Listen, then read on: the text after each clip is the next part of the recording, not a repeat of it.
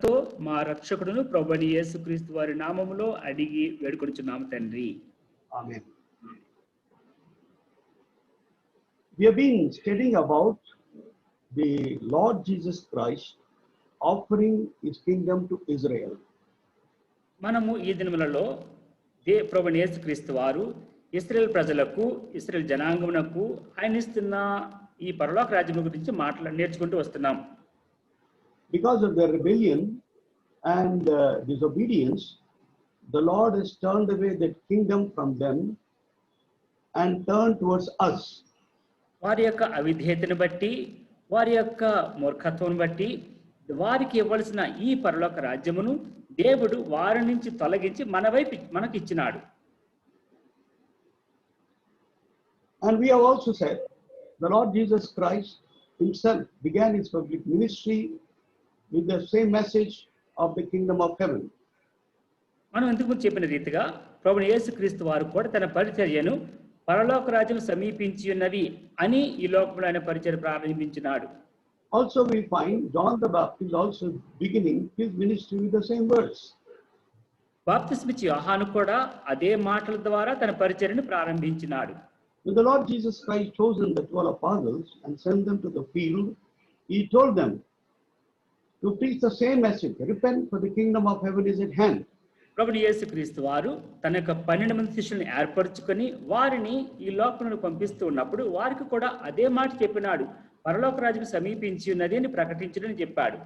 And he told them very specifically, do not go into the way of Gentiles, neither in the way of Samaritans, but go to the lost sheep of Israel in Matthew chapter 10, 5, 6 and 7. మత్తయి సువార్త 10వ అధ్యాయంలో 5, 6, 7, 8 వచనములలో పంపుతూ వారితో స్పష్టంగా ఏం చెప్పినాడంటే, మీరు ఇశ్రాయేలు అన్యజనుల దారిలోనికి వెళ్ళకుడి, సమరలు ఏ పట్టణంలో ప్రవేశింపకుడి, కానీ ఇశ్రాయేలు వంశంలోని నశించిన గొర్రెల యొద్దకు మాత్రమే వెళ్ళని చెప్పాడు.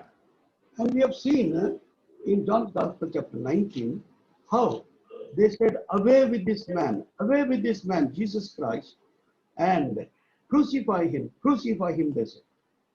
యోహాను సువార్త 19వ అధ్యాయంలో వారు 17వ వచనంలో వారు చెబుతూ, ఇతన్ని సంహరించుము, సిలువ వేయము అని కేకలు వేయడం మనం చూచినాం. So Pilate said unto them, shall I crucify your king? The chief priests answered, we have no king but Caesar. అయితే వారిని చూస్తే పిలాతు అన్నాడు, మీ రాజును సిలువ వేయుదునా అని వారిని అడగగా ప్రధాన యాజకులు, కైసరు తప్ప మాకు వేరొక రాజు లేడనిది. They chose Barabbas to be released and they wanted Jesus Christ to be crucified. వారు బందిపోటు దొంగైన బరబ్బను విడుదల చేయమని అడిగారు, ప్రభువైన యేసుక్రీస్తుని సిలువేయమని అడిగారు.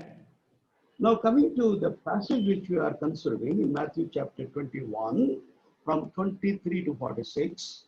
అయితే మనం చదివిన మత్తయి సువార్త 21వ అధ్యాయం 23వ వచనం నుంచి 46వ వచనం వరకు మనం దీనిని పరిశీలించి చూస్తే, we have been telling you this passage is a dialogue or debate between the Lord Jesus Christ, the chief priests and the elders in the temple at Jerusalem.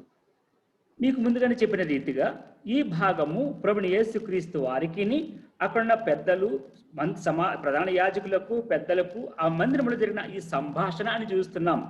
We have divided this passage into 4 parts for our understanding last week.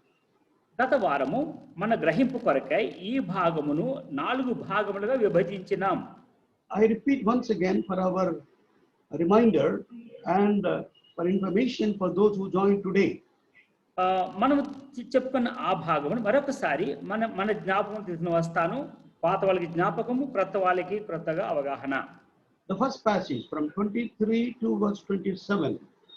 మొదటి భాగం 23వ వచనం నుంచి 27వ వచనం వరకు. We find here the chief priests and the elders questioning the Lord Jesus Christ, saying, by what authority you are doing all these things?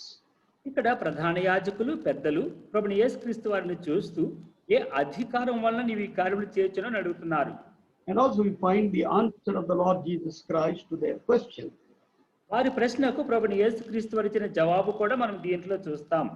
In the second passage, రెండవ భాగం from 28th verse to 32nd verse.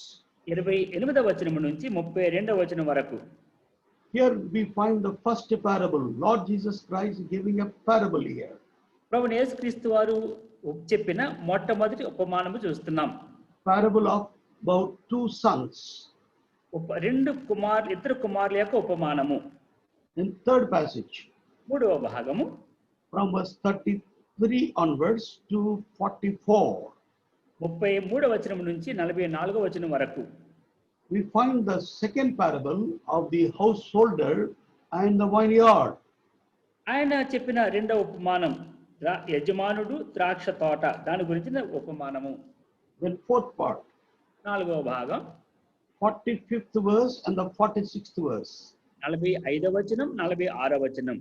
The response of the chief priests and the elders. ప్రధాన యాజకులు పెద్దల యొక్క ప్రతిస్పందన. Now, coming to the first part, the chief priests and elders came to him as he was teaching and asking him, by what authority doest thou these things? And who gave thee this authority? మన మొదటి భాగంలోకి వస్తే ఆయన దేవాలయంలోకి వచ్చి బోధించుచుండగా ప్రధాన యాజకులను ప్రజల పెద్దలను ఆయన ఎదుకు వచ్చి, ఏ అధికారము వల్ల నీవు ఈ కార్యములు చేయుచున్నావు, ఈ అధికారం నీకు ఎవడు ఇచ్చెను అని అడుగగా. We have seen certain things about the triumphal entry of Jesus Christ into the city of Jerusalem. మనము ముందుగా చూస్తూ వచ్చినాం ప్రభువైన యేసుక్రీస్తు వారు యెరూషలేము పట్టణంలోనికి విజయోత్సాహంతో ఎట్లా ప్రవేశించినారో చూచినాం. And in that context we find the Lord tell his disciples, go, verse 2, go into the village over against you, and straightway you shall find an ass tied and a colt with her, loose them and bring them unto me. తన శిష్యులతో చెబుతూ 27వ అధ్యాయం 2వ వచనంలో ప్రభువైన యేసుక్రీస్తు వారు, మీ ఎదుటనున్న గ్రామమునకు వెళ్ళుడి, వెళ్ళగానే కట్టబడి ఉన్న ఒక గాడిదయు దానితో ఉన్న ఒక గాడిద పిల్లయు మీకు కనబడును, వాటిని విప్పి నా యొద్దకు తోలుకొని రండి అని చెప్పాడు. And verse 6, and the disciples went and did as Jesus commanded them. 6వ వచనములో శిష్యులు వెళ్ళి యేసు తమకు ఆజ్ఞాపించిన ప్రకారము చేసి. The owner did not say anything because the Lord hath need of this ass. అక్కడ చెప్తున్నాడు, దేవునికి ప్రభువుకి ఇది కావాల్సినది కనుక వారు వెళ్ళారు, ఆయన చెప్పినట్టు చేశారు. So he exercised authority. ఆయన అక్కడ తన అధికారాన్ని వినియోగిస్తున్నాడు. And also secondly we find, రెండవగా చూస్తున్నాం, he overturned the tables in Jerusalem where they were selling doves and other things. అక్కడ దేవాలయంలో వారు వ్యాపారం చేస్తూ ఆ వ్యాపారం చేస్తున్నప్పుడు ఆయన అక్కడికి వచ్చి ఆ బల్లలు పడద్రోయట చూస్తున్నాం. In verse 12, 12వ వచనం, and Jesus went into the temple of God and cast out all them that sold and bought in the temple, and overthrew the tables of money changers and the seats of them that sold doves. యేసు దేవాలయంలో ప్రవేశించి క్రయ విక్రయములు చేయు వారినందరినీ వెళ్ళగొట్టి రోకలు మార్చు వారి బల్లలను గువ్వలము వారి పీఠములను పడద్రోసెను. And rebuked them, saying, my house shall be called the house of prayer, but ye have made it a den of thieves. నా మందిరము ప్రార్థన మందిరం అనబడును అని వ్రాయబడి ఉన్నది, అయితే మీరు దానిని దొంగల గుహగా చేసిన వారని వారిని గద్దించాడు. Thirdly, మూడవదిగా verse 14, 14వ వచనం, and the blind and the lame came to him in the temple, and he healed them. గుడ్డివారును కుంటివారును దేవాలయంలో ఆయన యొద్దకు రాగా ఆయన వారిని స్వస్థపరిచెను. And also we find on the way again how he rebuked this fig tree, and fig tree immediately dried away. ఆయన ఆ విధముగా దారిలో వెళుతూ ఉండగా ఆ అంజరపు చెట్టును చూచి దాన్ని శపించినప్పుడు అది వెంటనే నశించిపోయినట్టు చూస్తున్నాం, ఎండిపోయినట్టుగా చూస్తున్నాం. He exercised authority there also. అక్కడ కూడా తనకు అధికారాన్ని ఆయన వినియోగించినాడు. Because it is practical demonstration. The fig tree was full of leaves and very green, but there were no fruits there. చూడండి, ఇక్కడ అంజరపు చెట్టు చూసినప్పుడు అది చక్కగా పచ్చగా ఆకులతో కనిపిస్తున్నది కానీ దానిలో ఫలములు లేవు. The chief priests and the elders outside, with their fig trees and their outward appearance were very green, very bright, but they were not bearing fruit for the Lord Jesus Christ. ఇక్కడ ప్రధాన యాజకులు కూడా చూస్తే వారి జీవితములలో వారు చక్కగా పచ్చగా కనిపిస్తున్నారు, అన్ని రకరకాలైన వ్యవహారాలు కనిపిస్తున్నాయి, కానీ వారిలో ఫలములు లేవు. So we have said last Friday, the fig tree, the olive, and the wine, these three represent the children of Israel in the Bible. గతంలో మీకు చెబుతూ వచ్చినాను, అంజరపు చెట్టు, ఒలీవ చెట్టు, ద్రాక్షవల్లి, ఇవి దేవుని యొక్క పిల్లలకు సాదృశ్యముగా ఉన్నాయి. We have seen about the fig tree, we have also seen about the wine in Isaiah chapter 5. యెషయా గ్రంథం 5వ అధ్యాయంలో అంజరపు చెట్టు గురించి చూచినాం, ద్రాక్షవల్లి గురించి కూడా చూచినాం. How fig tree withered, they did not bear any fruit. అంజరపు చెట్టు అది ఎండిపోయి ఫలములు ఫలించకుండా ఉన్నది. Outside it was green, but there was no fruit there. When the Lord sought fruit, there was no fruit. బాహ్యముగా చూస్తే చక్కగా పచ్చగా ఉన్నది, ఆకులు ఉన్నాయి, కానీ ప్రభు వెళ్ళి దాని వచ్చి చూచినప్పుడు దానిలో ఫలములు లేవు. About the wine in Isaiah chapter 5, it brought forth wild grapes. యెషయా గ్రంథం 5వ అధ్యాయంలో ద్రాక్షవల్లిని చూచినప్పుడు అది కారు ద్రాక్షలు ఫలించింది. Unfit for human consumption. మానవ వినియోగమునకు ఏ మాత్రం పనికిరానివి. Wild grapes is called, they emanate stinking smell. ఈ కారు ద్రాక్షలు ఎంతో దుర్వాసన పడతాయి. So now, olive tree also, ఒలీవ చెట్టు కూడా they did not bear fruit. In Romans chapter 11, we are reading that passage. When we come later on, I shall share with you in detail. రోమిలు రాసిన పత్రిక 11వ అధ్యాయంలో ఒలీవ మొక్క గురించి చూస్తాం. అది దాని సమయం వచ్చిన దాని గురించి ఇంకా ఎక్కువ విస్తృతంగా చూస్తాం. అది కూడా ఫలములు లేకుండా ఉన్నది. They are called as original branches, but God broke away those original branches. అక్కడ అది అంటే ఒరిజినల్ గా అంటే స్వభావం వచ్చినవి కాదు, కానీ స్వాభావికమైన వాటిని విరిచివేసి దేవుడు అక్కడ అంటుకట్టినాడు. Because no, they are original branches. Israel are the original olive tree. They are referred to as original branches, but God broke them off because of their unfruitfulness. Israel ప్రజలు స్వాభావికమైన ఒలీవ కొమ్మలు అయితే వారు ఫలించని కారణాన్ని బట్టి దేవుడు వాటిని విరిచివేసినాడు. And the Lord has grafted Gentiles like you and me into the olive tree. అన్యులైన నిన్ను నన్ను ఆ స్వాభావికమైన ఒలీవ కొమ్మలోనికి మనల్ని అంటుకట్టినాడు. When we come to that passage, we shall see. అక్కడికి వచ్చినప్పుడు దాని గురించి ఇంకా ఎక్కువగా మనం దాని మీద ధ్యానం చేస్తాం. Now come to this passage. ఇక్కడ ఈ భాగంలో చూస్తే they ask this question: by what authority you are doing these things? ఏ అధికారము వలన నీవు ఈ కార్యములు చేయుచున్నావు? Because the Lord contextually in 21st chapter from verse 1 to 20 we read, Lord was doing these things with great authority. Then they ask, with what authority you are doing these things? మత్తయి సువార్త 21వ అధ్యాయం మొదటి నుంచి మనం చూసిన ఈ అంశములన్నీ వారు చూచినప్పుడు వాటన్నిటిని గమనించి ఏ అధికారం వలన ఏ కార్యాలు చేస్తున్న వారు అడిగినారు. Then the Lord answered and said in verse 24, 24వ వచనం వరకు ప్రత్యుత్తరం ఇస్తూ ప్రభు అంటున్నాడు, Jesus answered and said unto them, I also will ask you one thing, which if you tell me, I in like wise will tell you by what authority I do these things. యేసు, నేను మిమ్మల్ని ఒక మాట అడుగుదును, అది మీరు నాతో చెప్పిన ఎడల నేనును ఏ అధికారము వలన ఈ కార్యములు చేయుచున్నానో అది మీతో చెప్పుదును. Then the Lord asked them, ప్రభు వారిని అడిగాడు, the baptism of John, whence was it? From heaven or of men? Verse 26. Not verse 25. 25వ వచనంలో యోహాను ఇచ్చిన బాప్తిస్మం ఎక్కడ నుండి కలిగినది? పరలోకం నుండి కలిగినదా, మనుషుల నుండి కలిగినదా అని వారిని అడిగాను. They were reasoning among themselves. ఇప్పుడు వాళ్ళు ఆలోచిస్తున్నారు దాని గురించి. If he shall say from heaven, then he will ask them and say, why did you not then believe him? ఆయన అలాగైతే మనం పరలోకము నుండి అని చెప్పితమా, ఆయన అలాగైతే మీరు ఎందుకు అతను నమ్మలేదు అని మనల్ని అడుగును. But if he shall say of men, they were fearing the people because people hold John as a prophet. మనుషుల వలనని చెప్పితమా, జనులకు భయపడుచున్నాము, అందరూ యోహానును ప్రవక్త అని ఎంచుచున్నారని తమలో తాము ఆలోచించుకునేది. So they said, we cannot answer. వాళ్ళు అన్నారు They want to be neutral. Their answer was neutral. We don't want to answer. వాళ్ళు అన్నారు దీన్ని మీ జవాబు చెప్పమండి అన్నారు. అంటే అటు ఎస్ అని చెప్పలేదు, నో చెప్పలే. Then the Lord Jesus Christ said, neither will I tell you with what authority I do these things. 27వ వచనంలో అందుకు ఆయన ఏ అధికారము వలన ఈ కార్యములు నేను చేయుచున్నానో అది మీతో చెప్పను. So he did not want to tell them, but what authority is doing those things.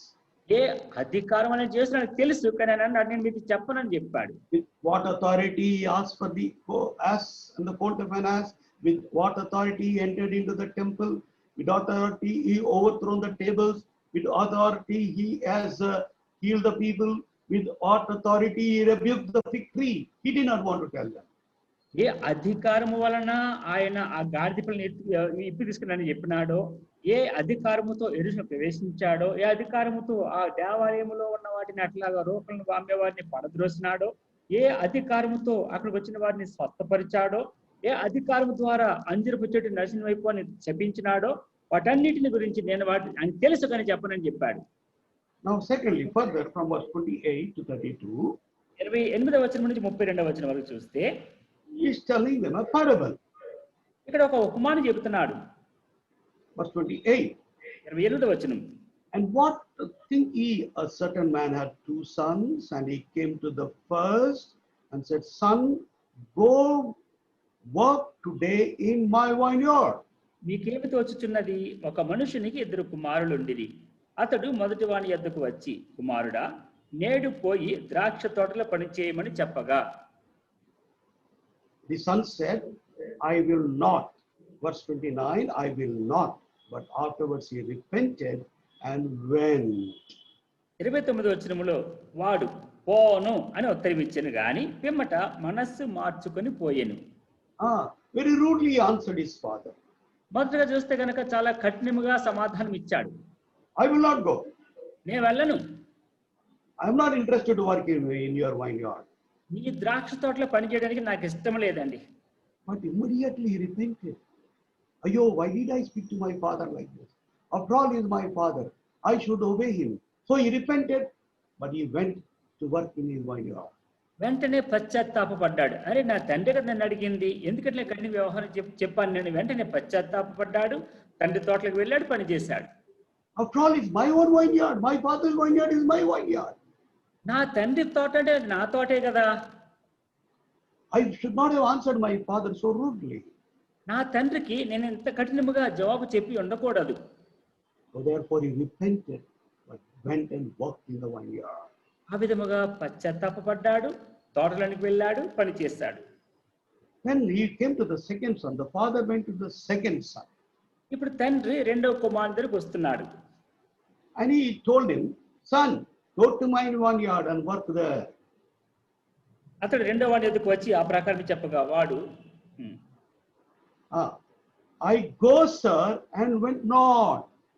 అయ్యా పోదును అనేను గాని పోలేదు. He was in affirmative. Outside, he was appeared to be very, very obedient, very, very cooperative to the father, cooperative with the father. బాహ్యముగా చూస్తే, పైకి చూస్తే ఎంతో ఖచ్చితముగా తండ్రికి లోబడుతున్నవాడుగా, ఎంతో విధేయత చూపిస్తున్నవాడుగా ఉన్నాడు.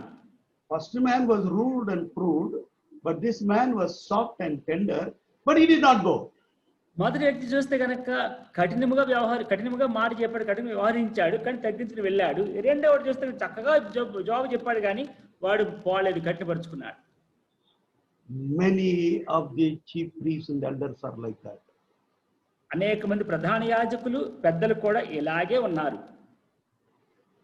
Matthew's Gospel, chapter 23, verse 3. మత్తయి సువార్త 23వ అధ్యాయం 3వ వచనం. All therefore whatsoever they bid you observe, that observe and do, but do not ye after their works, but they say and do not. గనుక వారి మీతో చెప్పు వాటిని అన్నిటినీ అనుసరించి గైకొనుడి, అయినను వారి క్రియల చొప్పున చేయకుడి, వారు చెప్పుదురే గాని చేయరు. What is the attitude of the Pharisees and scribes? పరిసయ్యులు, సద్దుకైల యొక్క అభీష్టములు, మనోభావం ఎట్లా ఉంటుంది, అభిప్రాయం? They say they will do everything, we observe everything, but in reality they don't observe. వాళ్ళ మాటలో చూస్తే కనుక మేము అన్ని అనుసరిస్తున్నామండి, అన్ని చేస్తామని చెప్తారు కానీ వాస్తవిక జీవితంలో వాళ్ళు ఏమి చెయ్యరు, అనుసరించరు. So that's why the Lord is telling them, and therefore whatsoever they bid you observe, that observe and do, but do ye not after their work, what they say, and do not. మూడో వచనంలో వారి మీతో చెప్పు వాటిని అన్నిటిని అనుసరించి గైకొనుడి, అయినను వారి క్రియల చొప్పున చేయకుడి. In verse 4, the Lord is explaining about it. దాని గురించి 4వ వచనం ప్రభు దాని గురించి వివరిస్తూ అంటున్నాడు. For they bind heavy burdens and grievous to be borne, and lay them on men's shoulders, but they themselves will not move them with one of their fingers. 4వ వచనం, మోయ శక్యము కాని భారమైన బరువులు కట్టి మనుషుల భుజముల మీద వారు పెట్టుదరే గాని తమ వ్రేలితోనైనా వాటిని కదిలింపనొల్లరు. They bind heavy burdens and grievous to be borne of people. For others, they set very, very big standards. ప్రజల మీద వాళ్ళు మోయ శక్యము కాని భారమైన బరువులు కట్టి మనుషుల మీద పెడతారు. అది చాలా అంటే పెద్ద పెద్దవి పెడతారు, వాళ్ళు చేయరు. But as far as they are concerned, they don't even move any burden with their little finger also. అయితే అక్కడ చూస్తున్న వారు చిన్న వేలుతో కూడా వాటిని కదిలింపరు. They are like this second son. వారు రెండవ కుమారుని వంటి వారు. So therefore the Lord is asking them, verse 31. 31వ వచనంలో ప్రభు వారితో అంటున్నాడు. Matthew's Gospel, chapter 21 and verse 31. మత్తయి సువార్త 21వ అధ్యాయం 31వ వచనం. Whether of them twain did the will of my Father? They say unto him, the first. Jesus said unto them, verily I say unto you, that the publicans and the harlots go into the kingdom of God before you. ఈ ఇద్దరిలో ఎవడు తండ్రి ఇష్ట ప్రకారం చేసిన వాటిని వారిని అడిగాను. అందుకు వారు మొదటి వాడే అనేది. యేసు, సుంకరులను వేశ్యలను మీకంటే ముందుగా దేవుని రాజ్యం ప్రవేశించుదని మీతో నిశ్చయముగా చెప్పుతున్నాను. They answered correctly. వారు సరిగానే ప్రత్యుత్తరం ఇచ్చారు. Then what did the Lord Jesus Christ tell them? యేసుక్రీస్తు వారు వారిని చూసి ఏమంటున్నాడు? Verily I say unto you that the publicans and the harlots go into the kingdom of God before you. యేసు, సుంకరులను వేశ్యలను మీకంటే ముందుగా దేవుని రాజ్యంలో ప్రవేశించుదురు అని మీతో నిశ్చయముగా చెప్పుచున్నాను. The Pharisees and the scribes, they treat publicans as harlots. ఇక్కడ పరిసయ్యులు సద్దుకయ్యులు ఎట్లా ఉన్నారంటే సుంకరులు వేశ్యల కంటే వారు వెనకబడి సుంకరులను హార్లెట్స్ గా వాళ్ళు ట్రీట్ చేస్తారు. ఓకే, ఎవరు uncle? They treat publicans as harlots. Okay, సుంకర్లను వారు వేశ్యలుగా చూస్తారు. Who are these publicans? ఎవరు ఈ సుంకరులు? Those who work for the Roman government. Any Jew working for the Roman government, they are called as publicans, and Pharisees and scribes, they treat publicans as harlots. సుంకరులు ఎవరంటే రోమా ప్రభుత్వంలో యూదుడైన వాడు రోమా ప్రభుత్వంలో పనిచేస్తుంటే గనక వాడిని సుంకరులు అని చెప్తారు. ఆ సుంకరులను ఈ పరిసయ్యులు సద్దుకయ్యులు వేశ్యలుగా చూస్తారు. Sunkarlu means those who collect money, taxes, like Matthew and like Zacchaeus. సుంకర్లు అనగా మత్తయి వలె జక్కయ్య వలె సుంకమును వసూలు చేసేవారు. So such people are treated as harlots by the Pharisees and the scribes. ఈ పరిసయ్యుల ద్వారా సద్దుకయ్యుల ద్వారా ఈ సుంకరులు వేశ్యల వలె వ్యవహరించబడేవారు.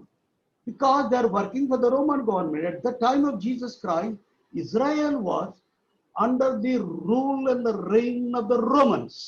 ప్రభువు యేసుక్రీస్తు వారు ఈ భూమి మీద పరిచర్య చేస్తూ ఉన్నప్పుడు రోమా ప్రభుత్వం వారు వీరిని ప్రభుత్వ పాలన చేస్తూ ఉన్నారు, అధికారం చేస్తూ ఉన్నారు కనుక వారి మీద అధికారం చేస్తున్నారు, రోమీలు అధికారం చేస్తూ ఉన్నారు.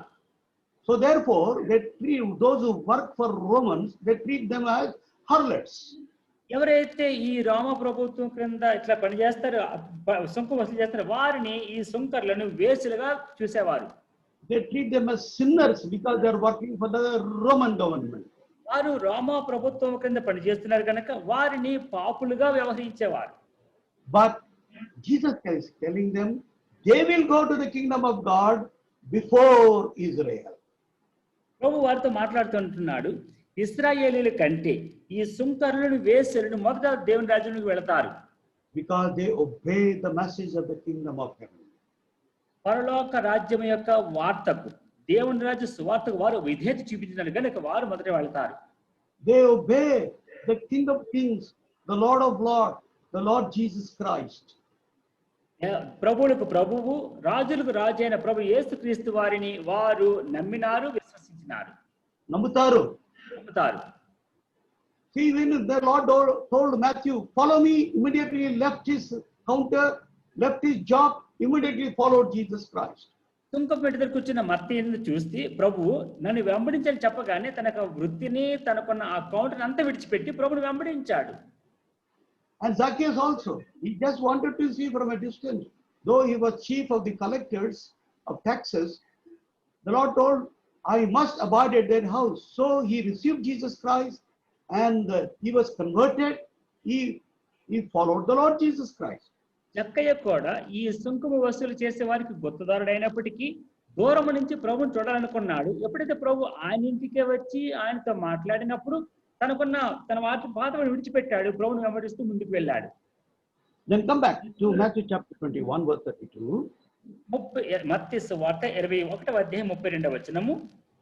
For John came unto you in the way of righteousness, and ye believed him not, but the publicans and the harlots believed him. And ye, when ye had seen it, repented not afterward, that ye might believe him. యోహాను నీతి మార్గమున మీ యొద్దకు వచ్చెను, మీరు అతనిని నమ్మలేదు. అయితే సుంకరులను వేశ్యలను అతని నమ్మిరి, మీరు అది చూచియు అతనిని నమ్మునట్లు పశ్చాత్తాపపడకపోతిరి. How did John the Baptist come? బాప్తిస్మిచ్చి యోహాను ఎట్లా వచ్చాడు? He came in the way of righteousness. నీతి మార్గమున ఆయన వచ్చినాడు. And these people, publicans, Pharisees and scribes, they did not believe in him. అయితే పరిసయ్యులు సద్దూకయ్యులు ఆయనను నమ్మలేదు. But the publicans and the harlots believed what John the Baptist has preached. సుంకరులను వేశ్యలను బాప్తిస్మిచ్చి యోహాను ఏమి చెప్పినాడో అది నమ్మారు. Then in that context, ఆ సందర్భంలో Lord is telling one more parable.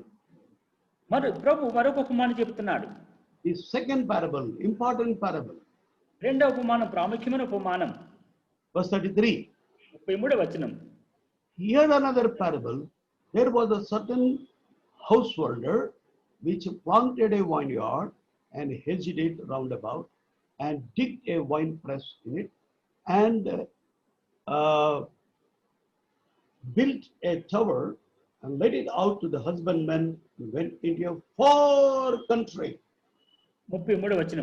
మరి ఒక ఉపమానము వినుడి. ఇంటి యజమానుడు ఒకడు ఉండెను. అతడు ద్రాక్ష తోట నాటించి దాని చుట్టూ కంచె వేయించి అందులో ద్రాక్షల తొట్టి తొలిపించి గోపురము కట్టించి కాపులకు దానిని గొత్తకిచ్చి దేశాంతరము పోయెను. So here, that's what I said, this parable is a parable of a householder and a vineyard. ముందుగానే చెప్పినాను, ఈ ఉపమానము ద్రాక్ష తోట యజమానుడు ద్రాక్ష తోటను గురించినది. So what did this householder do? ఈ యజమానుడు ఏం చేసినాడు? He planted a vineyard. ద్రాక్ష తోట ఒకటి నాటించాడు. And he put a hedge around that vineyard. ఆ ద్రాక్ష తోట చుట్టూ కంచి వేశాడు. And also he digged a wine press. దానిలో ఒక ద్రాక్ష తొట్టి కూడా తొలిపించాడు. Where grapes will be crushed and turned into wine. ద్రాక్షలను తొక్కి వాటి ద్వారా ద్రాక్ష రసము తీస్తారు.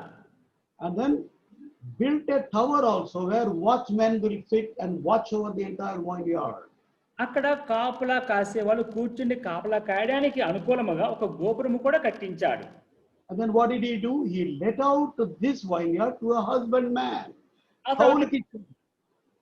తర్వాత ఏం చేశాడు? కాపులకు దాని గుత్తకిచ్చి దేశాంతరము పోయాను. He went into a far country. ఆయన ఒక చాలా దూరం వెళ్ళాడు. Who is this householder? ఈ ద్రాక్ష యజమాని ఎవరు? The Lord Jesus Christ. ప్రభువు యేసుక్రీస్తు. Vineyard are his people. ద్రాక్ష తోట అనగా తన ప్రజలు. We have seen last time book of Isaiah chapter 5. Turn with me for a minute to book of Isaiah. గతంలో మనం చూసినాం. మరొకసారి యెషయా గ్రంథం 5వ అధ్యాయం మరలా చూస్తాం. Verse 7. 7వ వచనం. Isaiah chapter 5 and verse 7. యెషయా గ్రంథం 5వ అధ్యాయం 7వ వచనం. The vineyard of the Lord of hosts is the house of Israel, and the men of Judah is pleasant plant, and he looked for judgment, behold oppression, for righteousness, but behold a cry. ఇశ్రాయేలు వంశము సైన్యాధిపతియు యెహోవా ద్రాక్ష తోట, యోధా మనుష్యులు ఆయనకి ఇష్టమైన వనము. ఆయన న్యాయము కావాలని చూడగా బలాత్కారము కనబడెను, నీతి కావాలని చూడగా రోదనము వినబడెను. So he planted a vineyard, ద్రాక్ష తోట ఒకటి నాటాడు, he hedged around it, దానికి చుట్టూ కంచె వేశాడు, digged a wine press, అక్కడ ద్రాక్ష తొట్టుకొట్టు తెలిపించాడు, the tower, దానికి గోపురం కట్టాడు, let it be the husbandmen, వాటికి కాపులకు ఇచ్చాడు. into a far country. ఇప్పుడు దూర దేశం వెళ్ళాడు. Then verse 34. 34వ వచనం. Matthew's Gospel chapter 21 verse 34. మత్తయి సువార్త 21వ అధ్యాయం 34వ వచనం. But the time of the fruit drew near, he sent his servants to the husbandmen, that they might receive the fruit of it. పండ్ల కాలం సమీపించినప్పుడు పండ్లలో తన భాగము తీసుకుని వచ్చుటకు ఆ కాపుల యొద్దకు తన దాసులను అంపగా. See please, I want you to notice, he is sending in three batches, he is sending people to this husbandman for fruit. ఫలములు తీసుకుని రమ్మని ఈ కాపుల దగ్గరికి 3 గుంపుల వారిని పంపిస్తున్నాడు. First batch we find in verse 34. 34వ వచనం మొదటి భాగం అయితే మొదటి గుంపు చూస్తున్నాం. And when the time of the fruit drew near, he sent his servants to the husbandman, that they might receive the fruit of it. పండ్ల కాలం సమీపించినప్పుడు పండ్లలో తన భాగము తీసుకుని వచ్చుటకు ఆ కాపుల యొద్దకు తన దాసులను పంపగా. We do not know how many servants, but there are number of servants. ఎంతమంది అనే సంఖ్య మనకి సరిగా తెలవదు కానీ అయితే కొంతమంది దాసులని పంపించాడు. Because it is written in plurality, servants. ఇక్కడ మనం చూస్తున్నాం దాసులు అని చూస్తున్నాం.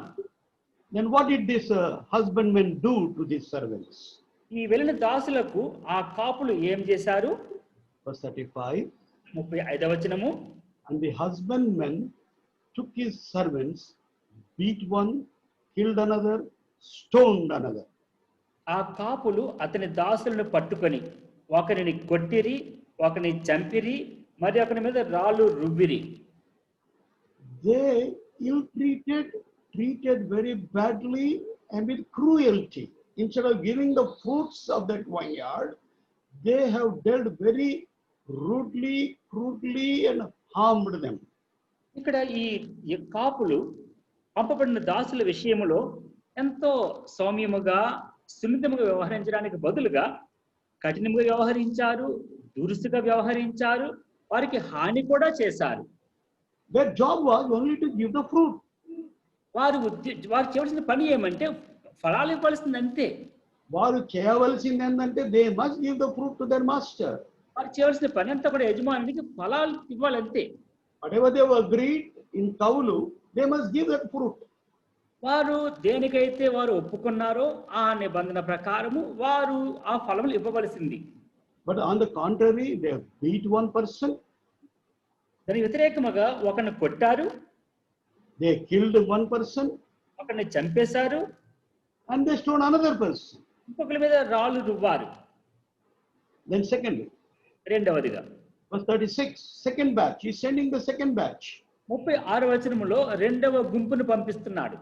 Again he sent other servants more than the first, and they did them likewise. మరలా అతడు మునుపటి కంటే ఎక్కువ మంది ఇతర దాసులను పంపగా వారు వీరిని ఆ ప్రకారమే చేసిరి. In the second batch, he sent more servants than the first. రెండో భాగంలో చూస్తున్నాం, మొదట పంపిన దాసుల కంటే ఎక్కువ మందిని పంపించారు. Then what did they do now? ఇప్పుడు వాళ్ళు ఏం చేశారు? They did likewise. That means again they have beaten with them with stones. They have killed some servants, beaten them, stoned them, and killed some servants. మొదటి గుంపుకు ఏమి చేశారో అదే విధముగా రెండో గుంపు కూడా చేశారు. ఏం చేశారంటే కొంతమంది కొట్టారు, కొంతమందిని చంపారు, కొంతమంది రాళ్ళు రువ్వారు. They did not give any fruit. వారు ఎటువంటి ఫలములు ఇవ్వలేదు. Then the third batch, మూడవ గుంపు, verse 37. 7వ వచనం. But last of all, he sent unto them his son, saying, they will reverence my son. తుదకు నా కుమారుని సన్మానించెదరు అనుకొని తన కుమారుని వారి యొద్దకు పంపెను. He has sent his own servant, the heir of the vineyard. ఆఖరికి తన సొంత కుమారుని ఆ ద్రాక్ష తోట కాపుల యొద్దకు పంపించాడు. Thinking that they will reverence my son. ఆయన అనుకున్నాడు, నా కుమారుడు కదా, బహుశా కుమారుని సన్మానిస్తారేమో అనుకున్నాడు. But on the contrary, what did they do? దానికి వ్యతిరేకంగా వాళ్ళు ఏమి చేశారు? Verse 38. 38వ వచనం. But when the husbandmen saw the son, they said among themselves, this is the heir, come, let us kill him, let us seize on his inheritance. ఆయనను ఆ కాపులు కుమారుని చూచి, ఇతడు వారసుడు, ఇతన్ని చంపి ఇతని స్వాస్యము తీసుకొందము రండని తమలో తాము చెప్పుకొని. Their intentions were very, very bad. వారి యొక్క ఉద్దేశం, అంతరంగం చాలా చెడుగా ఉన్నది. They wanted to seize the entire vineyard, the entire inheritance. ఆ ద్రాక్ష తోటని అంతటిని, ఆ యజమానుకున్న స్వాస్థ్యం అంతటిని వారు స్వాధీనపరుచుకోవాలని ఆశించారు. Here is the son, let us corner him, let us kill him and possess the inheritance. ఇతడు వారసుడు, ఇతనిని చంపి ఇతని స్వాస్థ్యం తీసుకొందము రండని తమలో తాము చెప్పుకొనిది. So verse 39, and they caught him, cast him out of the vineyard and slew him. 39వ వచనం. అతని పట్టుకొని ద్రాక్ష తోట వెలుపట పడవేసి చంపిరి. They dealt with this son very cruelly. ఈ కుమారుని విషయంలో చాలా క్రూరముగా వ్యవహరించారు. Verse 40. 40వ వచనం. The Lord therefore of the vineyard cometh, what will he do unto those husbandmen? 40వ వచనంలో, కాబట్టి ఆ ద్రాక్ష తోట యజమానుడు వచ్చినప్పుడు ఆ కాపులను ఏమి చేయును అనేను. They say unto him, verse 41, he will miserably destroy those wicked men and will let out his vineyard unto husbandmen, other husbandmen, which shall render him the fruits in their seasons. అందుకు వారు ఆ దుర్మార్గులను కఠినముగా సంహరించి వాటి కాలములయందు తనకు పండ్లను చెల్లించునట్టి ఇతర కాపులకు ఆ ద్రాక్ష తోట గుత్తకిచ్చునని ఆయనతో చెప్పిరి. Who is the owner of the vineyard? ద్రాక్ష తోట యజమాని ఏం చేస్తున్నాడు ఇప్పుడు? God Jehovah. ఎవరు అయినా? యెహోవా, తండ్రిని యెహోవా. Who is the son? కుమారుడు ఎవరు? The Lord Jesus Christ. ప్రభుని యేసుక్రీస్తు. Who is the vineyard? ద్రాక్ష వాటం ఎవరు? Israel, also Judah. యోధా ప్రజలు, ఇశ్రాయేల్ ప్రజలు. So how did they deal with their son, the Lord Jesus Christ? వారు కుమారునితో అనగా ప్రభుని యేసుక్రీస్తుతో వారు ఎట్లా వ్యవహరించారు? Instead of giving fruit, when the Lord sought the fruit, they have killed his son, the Lord Jesus Christ. ఈ కుమారుడు ఆ ఇశ్రాయేల్ ప్రజలలో ఫలములు ఎదురు చూచినప్పుడు ఫలములు ఇవ్వడానికి బదులుగా ఆ కుమారుని వాళ్ళు చంపివేశారు. Then what the Lord, owner of the vineyard, will do? ద్రాక్ష తోట యజమానుడు ఏమి చేస్తాడు ఇప్పుడు? He will deal with them miserably. వారితో కఠినముగా వ్యవహరిస్తాడు. Matthew's Gospel, chapter 23. మత్తయి సువార్త 23వ అధ్యాయము verse 37.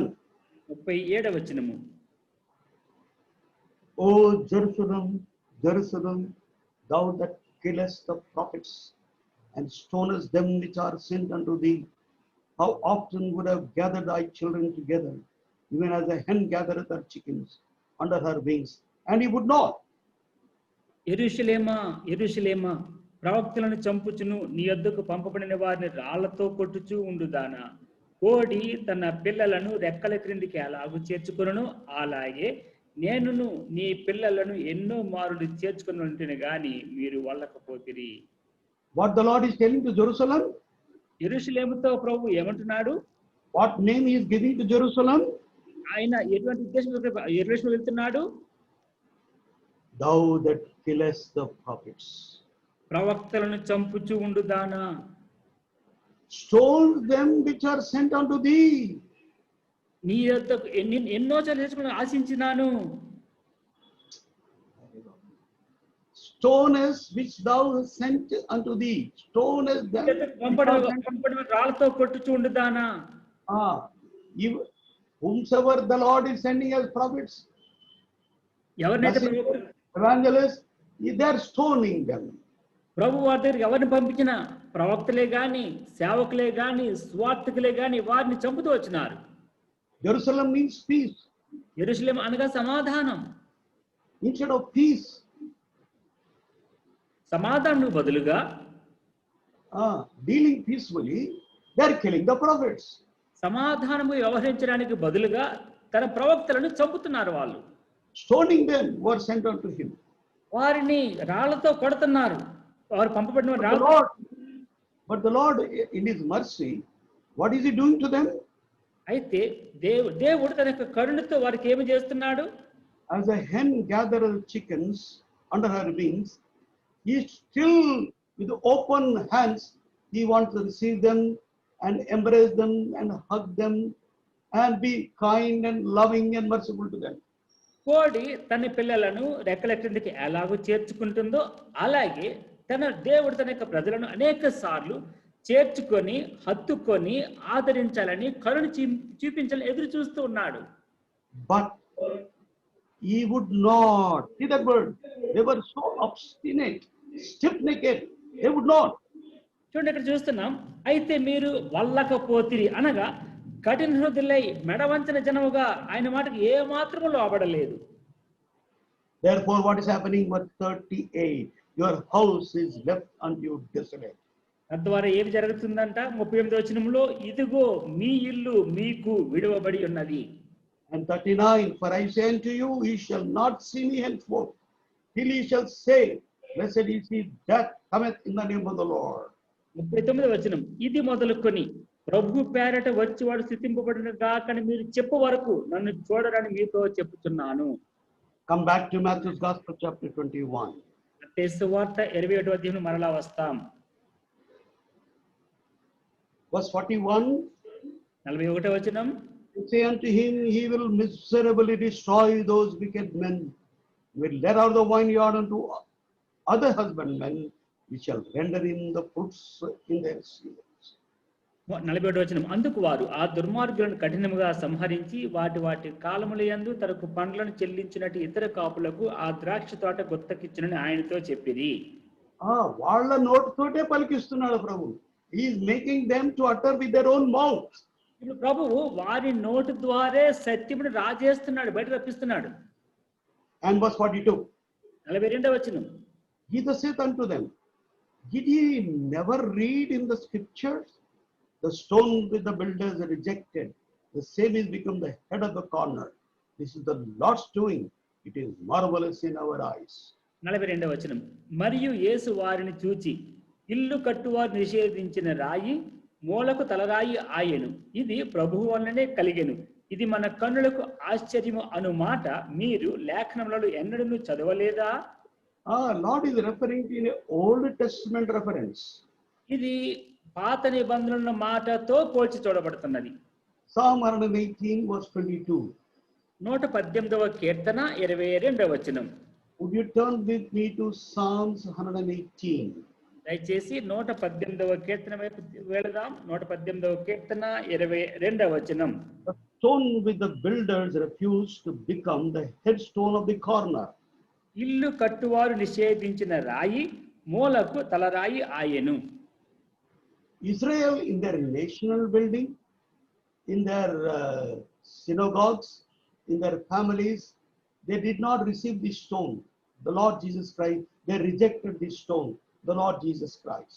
ఇశ్రాయేల్ ప్రజలు తమ జీవితంలో గాని, తమ సమాజంలో గాని, తమ ఇటువంటి వ్యవహారంలో గాని ప్రభుని యేసుక్రీస్తుని వారిని స్వీకరించలేదు గాని ఈ మూలకు తలరాయి ఆయనను నిషేధించినారు. So the day will come, their eyes will be opened, their blind hearts will be opened, their eyes will be opened, they will receive him. Then that day will be marvelous in the sight of God. ఒకనొక దినం రాబోతున్నది. దేవుడు వారి కన్నులు తెరుస్తాడు, వారి హృదయములను తెరవజేసి వారికి వివరణ ఇచ్చినప్పుడు అప్పుడు ఆయన వారు స్వీకరిస్తారు. అది మన కన్నులకు ఆశ్చర్యముగా ఉంటుంది. In such time the Lord is going to set them aside. అంతవరకు వారిని దేవుడు ప్రత్యేకంగా ఉంచుతున్నాడు. For a time being, blindness is caused upon them till the Gentiles' fullness comes in.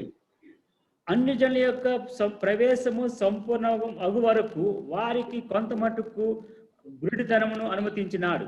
That's what we read in Romans chapter 11. దానిని మనము రోమీయులకు రాసిన పత్రిక 11వ అధ్యాయంలో చదువుతాం. Romans and chapter 11.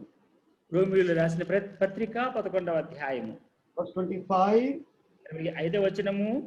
For I would not, brethren, that ye should be ignorant of this mystery, lest ye should be wise in your own conceits, that blindness in part is happened to Israel until the fullness of the Gentiles come in.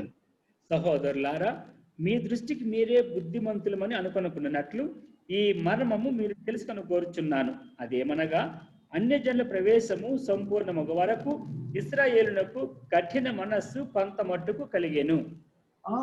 So he is setting them aside. I'll come to that little later.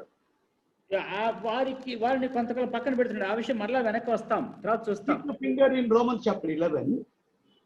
రోమీయులకు రాసిన పత్రిక 11వ అధ్యాయంలో You keep your finger there. మీరు మీ యొక్క చేతిని అక్కడ ఉంచుకోనండి, వ్రేలిని. Come back to Matthew chapter 21. మత్తయి సువార్త 27వ అధ్యాయం వెనక్కి వస్తే verse 43. 43వ వచనం. Therefore say I unto you, the kingdom of God shall be taken from you and given to a nation, bringing forth the fruits thereof.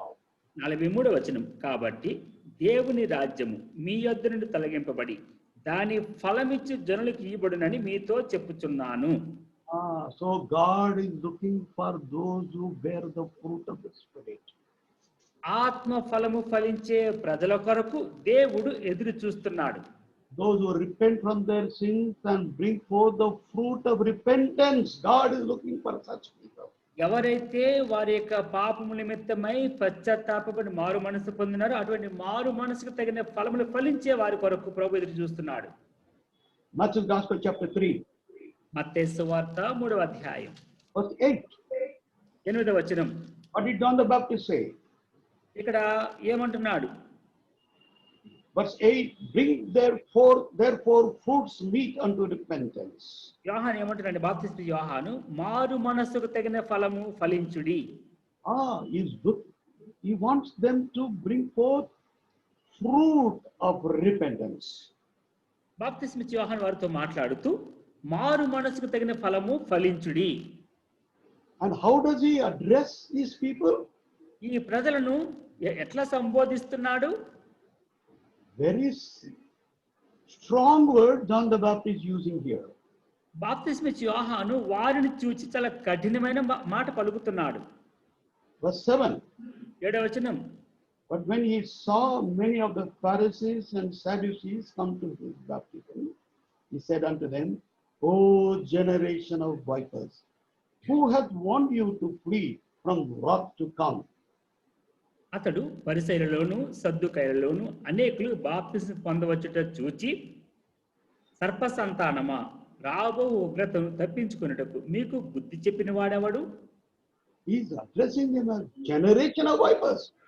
వారిని సంబోధిస్తూ సర్ప సంతానమా అని సంబోధిస్తున్నాడు. Ah. And you know what pride, how they take pride in what? వారికున్న గర్వం ఏమిటో తెలుసా? Verse 9. 9వ వచనం. And think not to say within yourself, we have Abraham to our father, for I sent you, that God is able these stones to raise up children unto Abraham. Abraham మాకు తండ్రి అని మీలో మీరు చెప్పుకొని తలంచవద్దు. దేవుడు ఈ రాళ్ల వలన అబ్రహామునకు పిల్లలను పుట్టింపగలడు మీతో చెప్పుతున్నాను. In reality, they are the generation of vipers. Sarpa santanam. వాస్తవికముగా చూస్తే వారు ఎట్లా ఉన్నారంటే సర్ప సంతానములా ఉన్నారు. But they have professed themselves to be santanam, Abraham santanam. అయితే వాళ్ళు తమను గురించి తాము ఎట్లా అనుకుంటున్నారంటే మేము అబ్రహాం సంతానము కదా అనుకుంటున్నారు. But John the Baptist saying, God is able to make these stones to raise up children unto Abraham.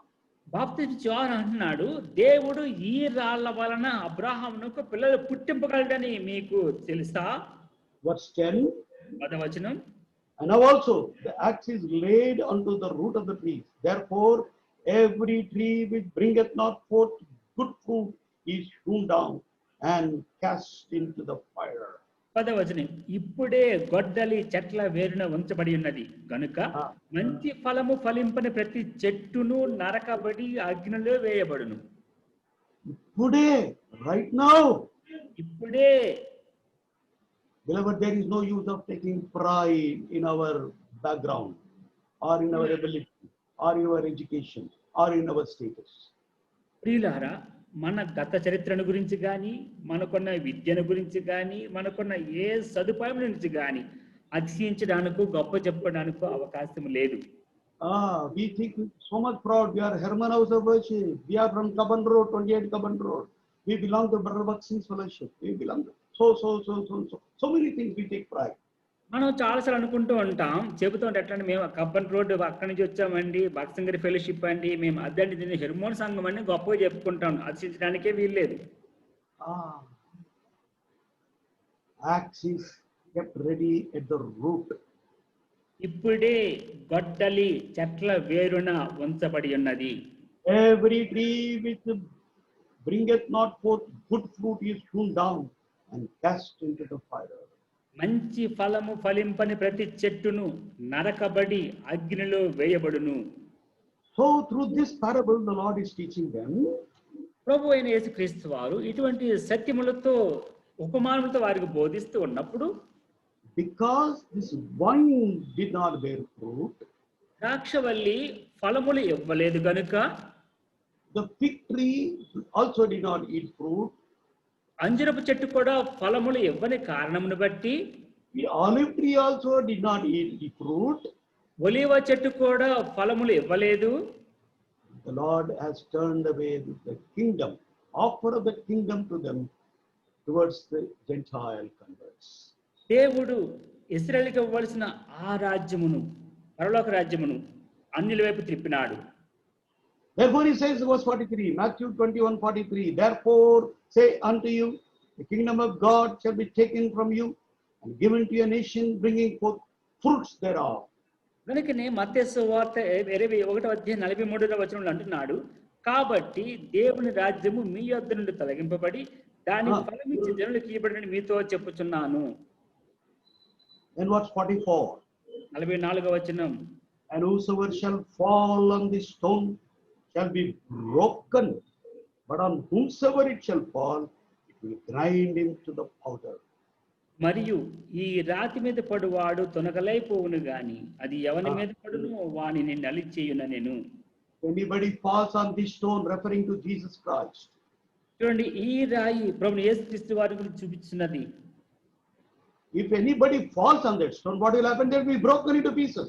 ఎవరైనా ఆ రాతి మీద పడితే ఏమవుతుంది? తొనాతొనకలైపోతాడు. If that stone falls on those people, they will be grounded into powder. అయితే ఆ రాయే ప్రజల మీద పడితే వారు నలిగిపోతారు. Beloved, the Lord is looking for the fruit of the Spirit in your life, in my life. ప్రియులారా, దేవుడు నీ నుంచి నా నుంచి ఆత్మ ఫలము ఎదురు చూస్తున్నాడు. when he has not spared the original branches, the fig tree or the vineyard or the olive, you think the Lord is going to spare you and me? స్వాభావికమైన olive కొమ్మనే ఆయన ఉపేక్షించినప్పుడు నిన్ను నన్ను దేవుడు ఉపేక్షిస్తాడని అనుకుంటున్నావా? Come to Romans chapter 11. రోమీయులు రాసిన పత్రిక 11వ అధ్యాయం. Here we read about Israel. ఇక్కడ ఇశ్రాయేలు గురించి చదువుతున్నాం. By a form of an olive tree. ఇక్కడ ఒలీవ చెట్టు గురించి చూస్తున్నాం. Verse 20. 20వ వచనం. Well, because of unbelief, they were broken off. And thou standest by faith, be not high-minded, but fear. మంచిది, వారు అవిశ్వాసమును బట్టి విరిచివేయబడిరి. నీవైతే విశ్వాసమును బట్టి నిలిచిన్నావు, గర్వింపక భయపడుము. First of all, only we'll see the first part. Well, because of unbelief, they were broken off. వారు అవిశ్వాసమును బట్టి విరిచివేయబడిరి అనే మాటను చూస్తాం. Who are these people? ఎవరు ఈ ప్రజలు? Who are broken off? విరవబడిన వారు ఎవరు? He is referring to Israel, the olive tree. ఇది ఇశ్రాయేలు గురించి, తన సొంత ప్రజల గురించి చెప్పబడుతోంది. Hebrews హెబ్రీయులకు రాసిన పత్రిక chapter 3, 3వ అధ్యాయం verse 19. 19వ వచనం. So we see that they could not enter in because of unbelief. కాగా అవిశ్వాసము చేతనే వారు ప్రవేశింపలేకపోయిరని గ్రహించుచున్నాము. Who are these people? ఎవరు ఈ ప్రజలు? The children of Israelites who were redeemed from the bondage of Egypt and Pharaoh. ఐగుప్తు నుంచి, ఫరో యొక్క దాసత్వము నుంచి, బంధకము నుంచి విడిపింపబడిన ఇశ్రాయేలు ప్రజలు. They could not enter into the promised land of Canaan, which God had promised them, a land flowing with milk and honey. పాలు తేలు ప్రవహించే దేశం అంటే దేవుడికి వాగ్దానం చేసిన ఆ కనాను దేశంలో మీరు ప్రవేశించలేకపోయినారు. What happened to them? వారికి ఏమయ్యింది? Their carcasses fell in the wilderness. వారి యొక్క శవములు అరణ్యములో రాలిపోయినాయి. They began their journey, వారు ప్రయాణం ప్రారంభించారు, but they could not enter into the promised land. వాగ్దాన దేశంలో వారు ప్రవేశించలేకపోయినారు. Same chapter, Hebrews chapter 3.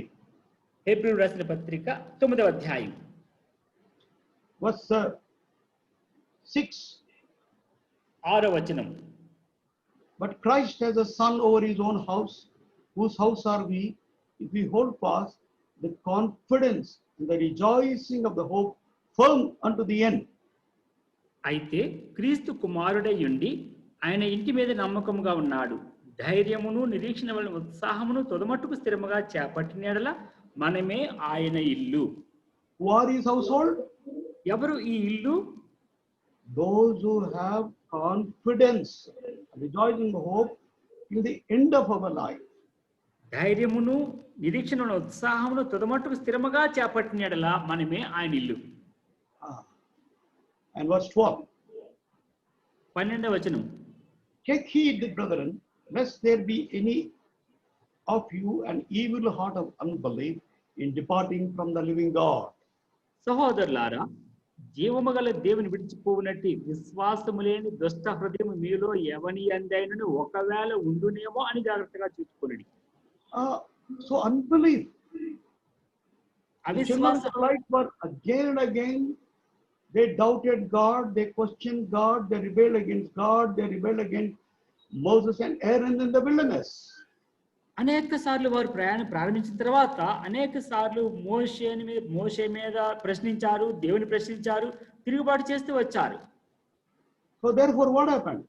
తద్వారా ఏమి జరిగింది? They could not enter into the promised land. వాగ్దాన దేశంలో ప్రవేశించలేకపోయినారు. Their carcass fell in the wilderness, see verse 17. But with whom was he grieved 40 years?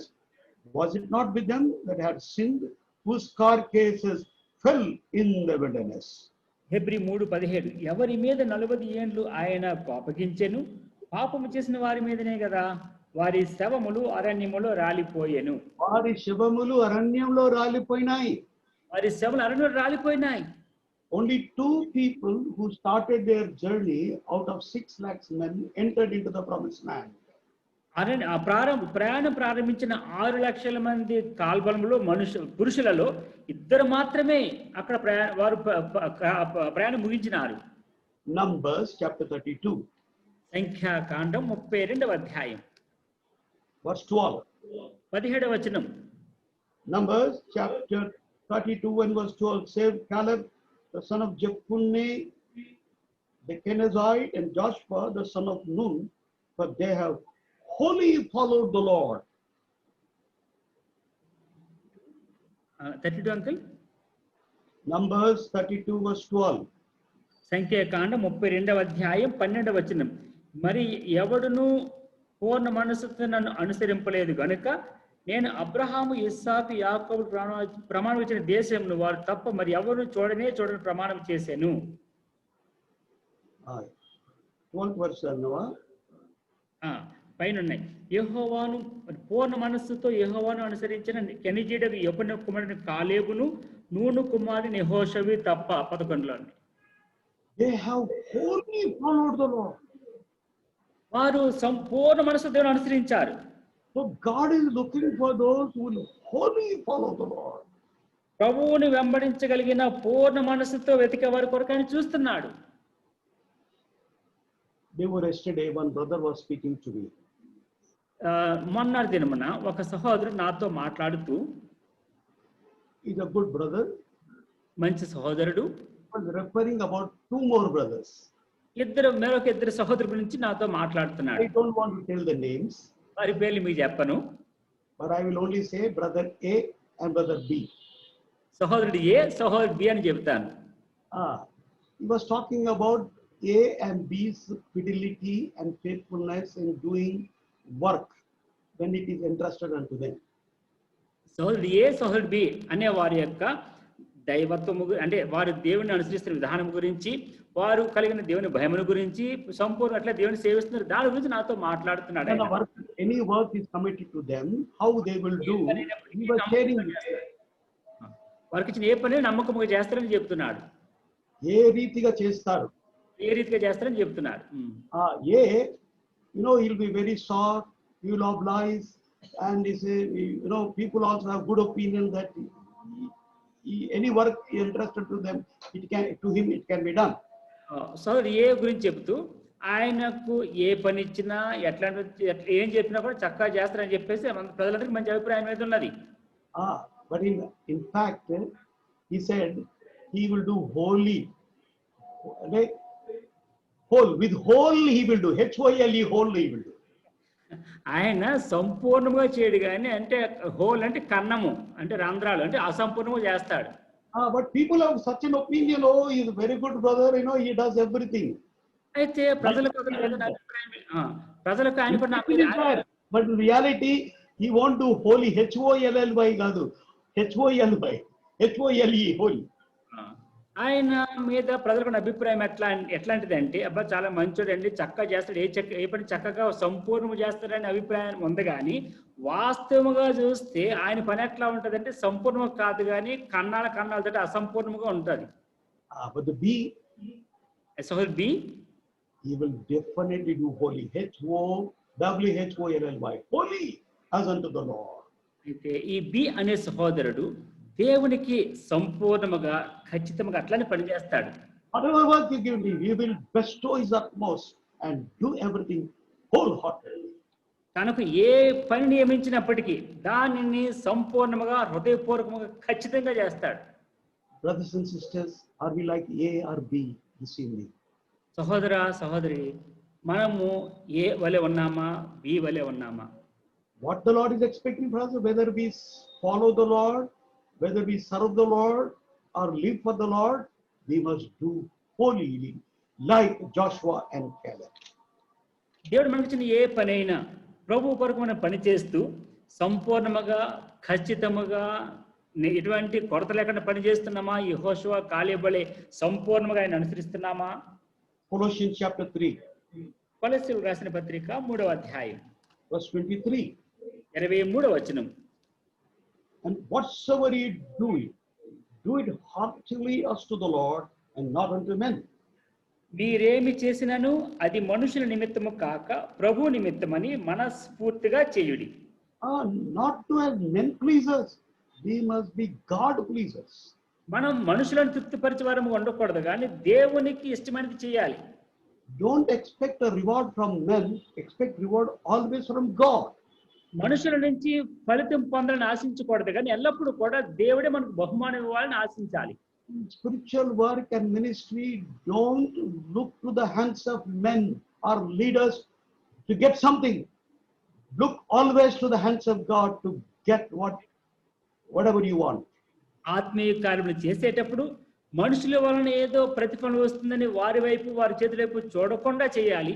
అయితే దేవుడే ప్రతిఫలం ఇచ్చాడు కనుక ఆయన వైపు మాత్రమే చూసి కార్యములు చేయాలి. It is God who will reward us. దేవుడే మనకు బహుమానం ఇస్తాడు. In this world he will reward us, also in the eternal kingdom he will reward us. ఈ లోకములోనూ మనకు బహుమానం ఇస్తాడు, ఆ రాజ్యంలో కూడా బహుమానం ఇస్తాడు. Same chapter, Colossians chapter 3, verse 24. 3వ అధ్యాయం 24, knowing that of the Lord ye shall receive the reward of the inheritance, for ye serve the Lord Christ. 23 నెలలు కలుస్తున్నాయి. ప్రభువు వలన స్వాస్థ్యమును ప్రతిఫలముగా పొందుదమని ఎరుగుదుము గనుక మీరేమి చేసినను అది మనుషుల వలన నిమిత్తము కాక ప్రభు నిమిత్తమని మనస్ఫూర్తిగా చేయుడి. So the carcasses of children of Israelites fell in the wilderness because of their unbelief. వారి యొక్క అవిశ్వాసమును బట్టి ఇశ్రాయేలు యొక్క ప్రజల యొక్క శవములు అరణ్యములో రాలిపోయినాయి.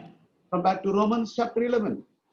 రోమీయులు రాసిన పత్రిక 11వ అధ్యాయం Verse 19. 19వ వచనం. Romans chapter 11 and verse 19. రోమీయులు రాసిన పత్రిక 11వ అధ్యాయం 19వ వచనం. Thou wilt say then, the branches were broken off, that I might be grafted in. అందుకు నేను అంటు కట్టబడు నిమిత్తము కొమ్మలు విరిచివేయబడినవని నీవు చెప్పుదువు. So Israel are the real Kommalu of olive tree. They were broken off because of their unbelief. ఇశ్రాయేలు ప్రజలు ఈ ఒలీవ చెట్టుకు స్వాభావికమైన కొమ్మలు, వారి అవిధేయతను బట్టి వారు విరిచివేయబడ్డారు. Verse 25. 5వ వచనం. Romans 11:25. For I would not, brethren, that ye should be ignorant of this mystery, that ye should be wise in your own conceits, that blindness in part happened to Israel until the fullness of the Gentiles come in. రోమీయులు రాసిన పత్రిక 11వ అధ్యాయం 25వ వచనం. సహోదరులారా, మీ దృష్టికి మీరే బుద్ధిమంతులమని అనుకొనుకున్నట్లు ఈ మర్మము మీరు తెలుసుకొని కోరుచున్నాను. అదేమనగా అన్యజనుల ప్రవేశము సంపూర్ణమగు వరకు ఇశ్రాయేలునకు కఠిన మనస్సు కొంత మట్టుకు కలిగెను. Remember about only Israel now. I'm not touching about Gentiles. చూడండి, ఇశ్రాయేలు మాత్రం మనం చూద్దాం. ఇప్పుడు అన్యుల గురించి మాట్లాడడం లేదు, కానీ నేను What happened to Israel? ఎవరు ఇశ్రాయేలు ఎవరు? God. What happened to Israel? ఏమయ్యింది? God caused blindness. దేవుడు వారికి కొంత మటుకు కఠిన మనసు లేదా అంధత్వం కలుగు చేసినాడు. Why? కారణం ఏంటి? Again unbelief, because of unbelief. మరలా చూస్తున్నాం, వారి అవిశ్వాసం బట్టియే. Unbelief is the greatest sin in Christian life. క్రైస్తవ జీవితంలో అవిశ్వాసం అనేది గొప్ప పాపం. Then 28, third thing about Israel. ఇశ్రాయేలు గురించి 3వ విషయం, they are enemies of the gospel. సువార్తను విషయం చూస్తే వాళ్ళు శత్రువులు. They don't believe the gospel until today. You can't preach to a Jew about the gospel of Jesus Christ. ఈ దినమునకు కూడా యూదులకు సువార్త ప్రకటించిన వారి సువార్తను ఏమాత్రం నమ్మరు. So beloved, they are broken off, their branches are broken off. కనుక ప్రియులారా, మనం గమనించుదాం, వారు స్వాభావికమైన కొమ్మలే గాని అవిధేయతను బట్టి విరవబడ్డారు. God caused them blindness. దేవుడు వారికి కఠిన మనస్సు లేదా అంధత్వం దయచేశాడు. They are enemies of the gospel. వారు సువార్త విషయమై శత్రువులుగా ఉన్నారు. So God has kept them aside. కనుక దేవుడు వారిని పక్కన పెట్టేశాడు. He has taken their kingdom from their hands and giving to the Gentiles. తన యొక్క రాజ్యమును వారి దగ్గర నుంచి తీసుకొని అన్ని జనులకు ఇచ్చినాడు. He turned away the kingdom of God or kingdom of him from them and turned toward the Gentiles. దేవుని రాజ్యమును వారి నుంచి తీసుకొని అన్యజనుల వైపు త్రిప్పినాడు.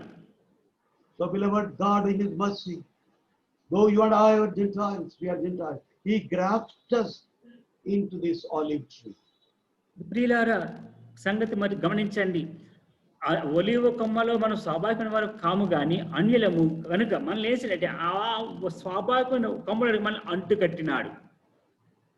So we must be careful. కనుక మనం జాగ్రత్తగా ఉండాలి. What happened to Israel may not happen to us also. ఇశ్రాయేలుకి ఏమి జరిగిందో అది మనకు జరగకూడదు. We should wholly follow the Lord. ప్రభువు కొరకు మనం పరిశుద్ధముగా ఉండాలి. Time is up. I'm stopping here now. సమయం అయిపోయింది కనుక ఇక్కడ ఆపు చేస్తున్నాను. We shall continue next Friday. ప్రభు చిత్తమైతే వచ్చే శుక్రవారం దీన్ని కొనసాగిస్తాం. I will read these passages. మనం ఈ లేఖనంలో భాగం బాగా చదువుకొని రండి. Matthew chapter 21, Romans chapter 11, entire chapters. Kindly be reading and muse and meditate on these things. మత్తయి సువార్త 21వ అధ్యాయము, రోమీయులకు రాసిన పత్రిక 11వ అధ్యాయము, వీటిని క్షుణ్ణముగా చదివి పరిశీలించి రండి. The Lord is offering kingdom of heaven to you and me. దేవుడు పరలోక రాజ్యమును నీకు నాకు ఇవ్వాలని ఆశిస్తున్నాడు. Let us walk worthy of the name of Jesus Christ, worthy of the kingdom for which the Lord is calling us. ప్రభువైన యేసుక్రీస్తు వారి యొక్క పిలుపు మేరకు ఆయన యొక్క పిలుపుకు తగినట్టుగా మనము యోగ్యులముగా నడుద్దాం. ఆయన నామముకు తగినట్టుగా, ఆయన నామము తగినట్టుగా, and also according to his kingdom and glory for which he has called us.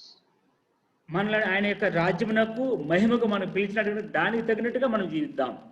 Let us take warning about Pharisees and scribes. పరిసయ్యుల గురించి, సద్దుకైల గురించి హెచ్చరిక తీసుకుందాం. They were natural branches, but they were broken off. వారు స్వాభావికమైన కొమ్మలు కానీ విరిచివేయబడ్డారు. What happened to them may happen to us also if we are also men and women of unbelief, if we do not follow the Lord wholeheartedly, if we do not do anything wholeheartedly, but with HOLE, wholeheartedly. మనము కూడా వారి వలె అవిశ్వాసం, అవిధేయతతో విరిచివేయబడకుండా ఆయన పూర్ణ హృదయంతో అనుసరించాలి. పూర్ణముగా ఉండాలి తప్ప అసంపూర్ణముగా కన్నుగా ఆయన వెంబడించకూడదు. God is God of severity. He cannot tolerate sin. He cannot tolerate rebellion. దేవుడు తీవ్రత కలిగిన వ్యక్తి, ఆయన రోషము కలిగిన ఆయన. మనం ఆయనతో ఆటలాడలేం. So let us take warning. హెచ్చరిక తీసుకుందాం. In a new way, let us consecrate, surrender our lives to Him, and walk worthy of His name, walk worthy of the kingdom and glory for which He has called us. నూతనమైన విధానములో మనం సంపూర్ణంగా మన జీవితం ఆయన సమర్పించుకొని ఆయన పిలుపునకు యోగ్యమైన రీతిగా ఆయన యొక్క రాజ్యమునకు మనం పిలిచినాడు కనుక దానికి యోగ్యమైన రీతికి జీవించినట్లుగా మన జీవితం ఆయన సమర్పించుకుందాం. Bring forth fruit unto repentance. మారు మనసుకు తగిలిన ఫలములు ఫలించడానికి ప్రయత్నం చేద్దాం. Shall we pray? ప్రార్థన చేసుకుందాం.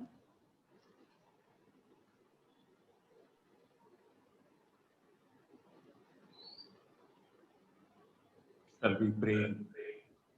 As the Lord was speaking to us very clearly through His word. So we need to prepare ourselves for the Lord's coming. దేవుని యొక్క రాజ్యం కొరకే మనం సిద్ధపరచుకుందాం. We need to bear the fruit for the Lord. ప్రభు కొరకు మనం ఫలములు ఫలించాలి. We should not allow unbelief in our life. మన జీవితంలో అవిశ్వాసమును ఏమాత్రం అనుమతించకూడదు. Whatever the Israelites had, such heart may not come into our lives. ఇశ్రాయేలు ప్రజలకు ఎటువంటి మనసు కలిగి ఉన్నారు, అటువంటి మనసు మనం కలిగి ఉండకుందుము గాక. We may follow our Lord with the whole heart. మన ప్రభువును పూర్ణ హృదయముతో అనుసరించుదుము గాక. Like Caleb and Joshua, as they have followed, that we also may follow our Lord. యెహోషువ, కాలేబులు ఏ విధముగా ప్రభువును పూర్ణ హృదయంతో అనుసరించినారు, మనము కూడా ఆ విధముగా ఉందుము గాక. We may enjoy all the time His grace, His love, His mercies, not His severity upon us. మన జీవిత కాలం అంతా ఆయన కృప, ఆయన కనికరము, ఆయన అనుగ్రహము పొందుదుము గాక. ఆయన యొక్క తీవ్రతకు గురి కాకుందుము గాక. So the Lord is giving opportunity to us to examine ourselves. మనల్ని మనం పరీక్ష చేసుకునడానికి ప్రభువు మనకు అవకాశం ఇస్తున్నాడు. We know each one of us how we are leading our own lives. మనం మన జీవితంలో ఎట్లా నడుపుకుంటున్నాం మన అందరికీ తెలుసు. So each one of us, we should set right. Now the Lord has given opportunity, time to each one of us to set right our lives. దేవుడు మన జీవితం సరి చేసుకునడానికి మనకు అవకాశం ఇస్తున్నాడు. The blood of Lord Jesus Christ all the time available to forgive and cleanse us and restore us. ప్రభువైన యేసుక్రీస్తు వారి యొక్క రక్తము మనల్ని కడగడానికి, మనల్ని పరిశుద్ధపరచడానికి, తిరిగి తీసుకుని రావడానికి ఎప్పుడు కూడా లభ్యంలో ఉన్నది. He loves to renew us. ఆయన మనల్ని నూతన పరచడానికి ఇష్టపడుతున్నాడు. Now we can bear the fruit. మనం ఇప్పుడు ఫలం ఫలించగలం. Then Lord will glorify through our lives. మన జీవితం ద్వారా ప్రభువు నామమునకు మహిమ కలుగును గాక. Let us prepare ourselves for the Lord's coming. ప్రభువు రాకడ కొరకై మనల్ని మనము సిద్ధపరచుకుందుము గాక. Wherever you are, commit your life, confess wherever we have failed. Let us commit and let us restore back to the Lord. మీరు ఎక్కడ ఉన్నప్పటికీ, మనం ఎక్కడ తప్పిపోయినామో మన జీవితం సరి చేసుకుని ప్రభు దగ్గర ఒప్పుకొని తిరిగి మనము నూతన పరచబడదుము గాక. Enemy tries to bring unbelief in our life. Let us not allow the enemy devices in our life. శత్రువు మనలో అనుమానములు, సందేహం తీసుకుని వస్తాడు. అటువంటి అవిధేయత మనలో తీసుకొని రాకుండా ఉన్నట్లుగా ప్రభు సహాయం కొరకే ప్రార్థన చేసుకుంటాం.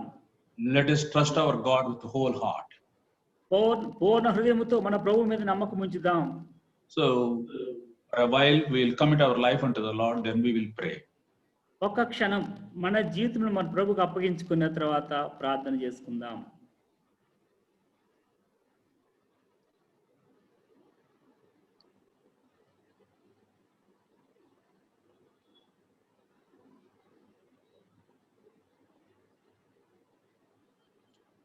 Our gracious Heavenly Father, our mighty wonder-working God, we thank you and we praise you for speaking to us very clearly through thine word. Lord, you have chosen the Israelite as thine own, a peculiar people, a treasure for you. You loved them so much. You have given them promises, and you have brought the kings from them. Lord, you have blessed them in various ways. Yet, Lord, they didn't bear the fruit. They killed the prophets. They killed thine servants. And also when thy son, Lord Jesus Christ, came to this world, they rejected him. They said, crucify him, crucify him. They opted Barabbas instead of Lord Jesus Christ.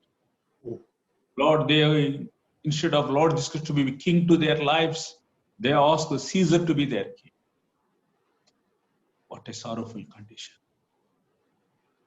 O Lord,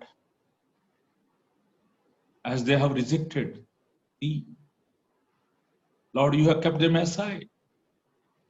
The kingdom of God has come to the Gentiles, to like us. Lord, we thank you and we praise you. You have accepted us. We thank you and we praise you. Lord, we saw that. They were like a fig tree without fruit. And also, Lord, they were wine. They have brought wild wine. Lord, even the olive, they were cut off. Lord, even though you have chosen them, you have loved them, you have led them from the Egypt, you have provided so many things. But when they disobeyed you, when they showed their unbelief towards you, you have dealt them. So, Lord, even those things are speaking to each one of us also. Lord, that we may not harden our hearts. We may not allow any unbelief in our life. Lord, with the whole heart, that we may be able to follow you, Lord. We may love you. We may follow you. We may please you. We may trust you. We may witness thy name. We may please you. We may bring honor unto thee. We may live like the people of God. And we may live for worthy to thine call.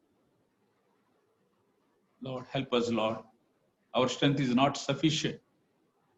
But Lord, by thine grace, Lord, we believe in thy name. By faith, we claim thy strength and enable us to go forward. Lord, each day that we may spend sufficient time in thy presence to receive the strength to overcome all the temptations.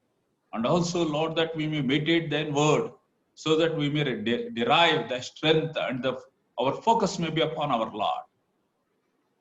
Help us, Lord, to be true to Thee. Thank you, Lord, for speaking to us in various ways through Thine word. Thank you for Thine servant, Brother John Stewart, for all his efforts in bringing this word for us. Bless him, reward him abundantly. Use him much more in the days to come.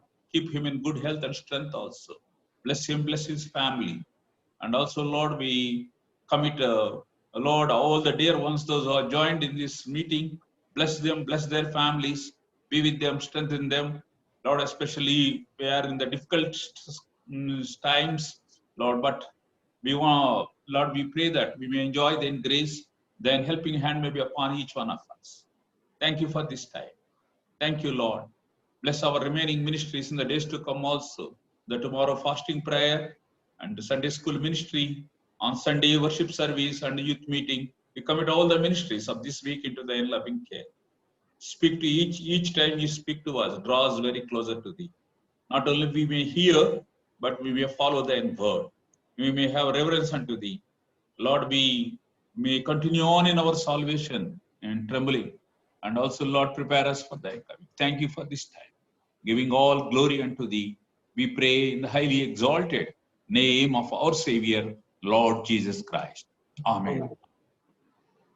Brother, please give the benediction. Now unto Him that is able to keep us from falling and to present us spotless and blameless in the presence of His glory, with exceeding joy, the Lord Jesus Christ be honor, dominion, and power, both now and forevermore. Amen.